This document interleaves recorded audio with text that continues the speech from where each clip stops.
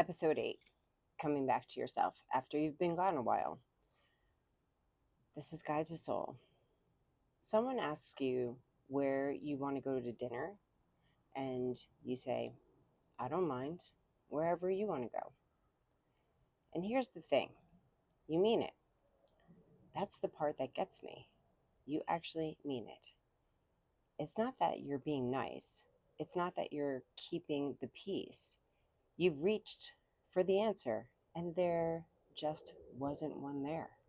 Just a blank, a quiet little blank where the wanting used to be. And you've said it, I don't mind, so many times that you never notice the day it stopped being a kindness and started being true. Hi, it's Jennifer again. Welcome back to Guide to Soul. This is the podcast about coming back to yourself, to the parts of you that you set down along the way, because they weren't inconvenient or too much, or they didn't fit the story you were actually trying to live at that moment. And today, I want to talk about the one person, the woman who can't really remember what she likes anymore. I don't mean the big stuff, not your purpose or your calling or your one wild, precious life. I mean the small stuff, what you like, what you feel, what you actually want before you started negotiating with yourself and everyone else. Come here, sit down with me. This one's a little bit quieter, a little bit more sensitive. Last time we talked about the patterns that you inherited but never asked for, right? All the ways that of being that were handed to you before you were even old enough to say no. That episode was about what isn't yours. This one is about going to look for what is. And there's a big distinction here. And I'll be honest with you. This one's kind of different. It's a different conversation. It's a little slower. It's a little more tender than usual. So if you're driving, that's great. Stay with me. But if you can put your phone down or just pause the list or the thing that you're half doing, go ahead and just put it down. I think this one wants both your hands free and all your attention. Here's what I'm not going to say to you. I'm not going to say you lost yourself. I really don't like that phrase. I lost myself like I was a set of keys and I carelessly put them down somewhere and I can't find them now. That's not what we're talking about here. As if you weren't paying attention. That's kind of funny. That's not what happened. You didn't lose her. You set her down somewhere, yourself, on purpose, because your arms were full. There was a baby, or a marriage, or a mother that got sick on a Tuesday and never really got better,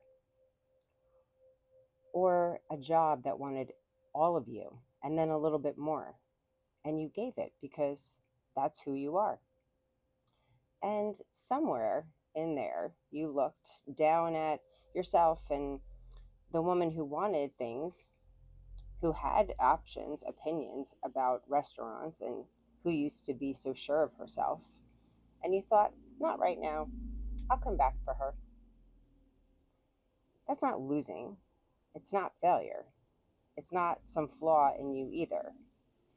That's devotion. That's you choosing every single day to carry everybody but yourself.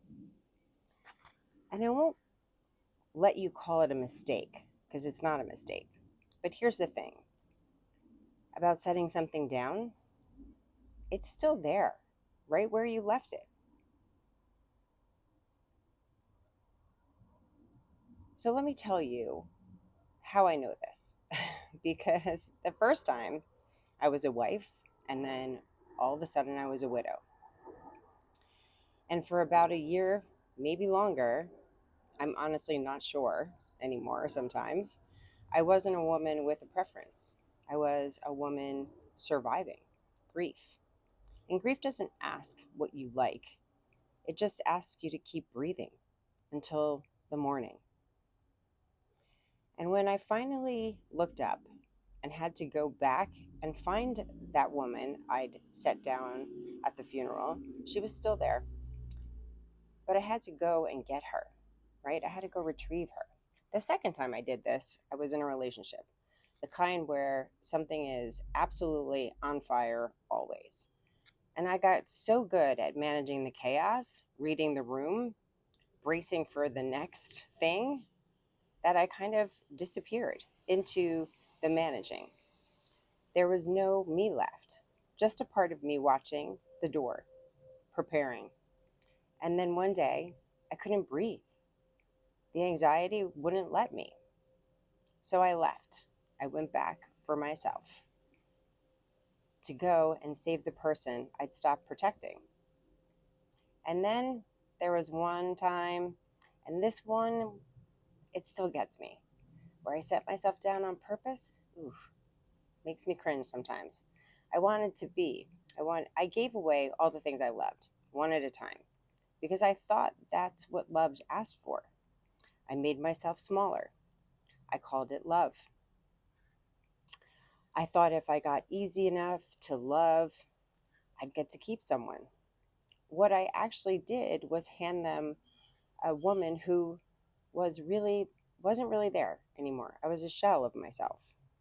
So when I tell you that you set yourself down, I understand. I'm not talking on my high horse over here.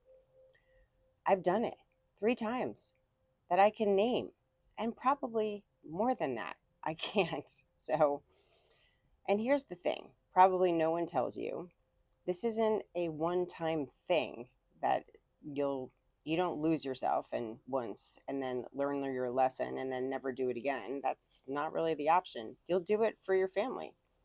You'll do it for someone you love, for work. And for every time you get to go back and get her. That's not failure. That's just life. That's a woman who's keeping the peace, choosing to come home. You want to know what never left the whole time you were gone? Your body. She stayed. Your body stayed. She kept every appointment. She showed up to every single day you didn't want to show up. She carried the people and the groceries and the grief and the weight you never told anyone about. She was there the whole time. And here's the part I kind of find amazing. She kept the records, right? Your mind forgot what you like. Your mind got really good at something else, at negotiating what's easiest, what keeps everybody comfortable, what's safest to ask for. But your body never forgot a thing. Ask your mind what you want and watch her negotiate. Ask your body and you get something else entirely. Not a sentence, not a reason. You get a tug right at your heart, a small pull that's trying to clue you into something. Or better than that, someone, right? It's you. It's the you who's been missing. And I think she's done waiting in the wings. She's ready to walk back out and take center stage because, honey, that's where she belongs the whole time. Front and center. She only slipped off stage left so quietly that you didn't even notice. She'd gone. You were too busy making room for everyone else. That tug is her, the woman you set down, asking for her place back. She's never really left. She just stepped out of the light for a while, and she's ready to step back in. Now, coming back doesn't look so the way you think it is, right? It's not going to look the way that you think it's going to look. I think we all picture it as a big thing, like a thunderclap or a retreat in the desert or a good cry in a journal. And then voila, she's back, full, sure of everything again. It's not like that. At least it wasn't for me.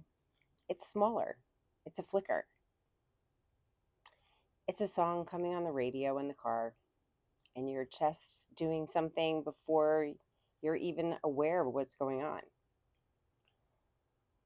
It's walking past a shop window and wanting the things inside, and it's not even knowing why. Or it's laughing at something you're not supposed to find funny. It's a little, oh, that involuntary, slightly embarrassing, kind of inconvenient, oh, that's her raising her hand. That's her going, I'm still here. Did you see that? Did you see me? Me. I'm over here now. And your only job is to notice, not to act on it, not to blow up your whole life, not to quit your job and move to the West Coast by Friday. That's not what we're talking about. Just catch the flicker and say quietly, I saw you. That's it. That's the whole beginning. So here's what I want you to try this week. And it's small. I promise you, it's small. One question. Ask it once a day. Out loud if you're feeling brave. In your head if you're not. What do I actually want right now? Not for the year, not for your whole life, not that big, not the big scary ones. I'm talking about right now, this hour. Am I thirsty?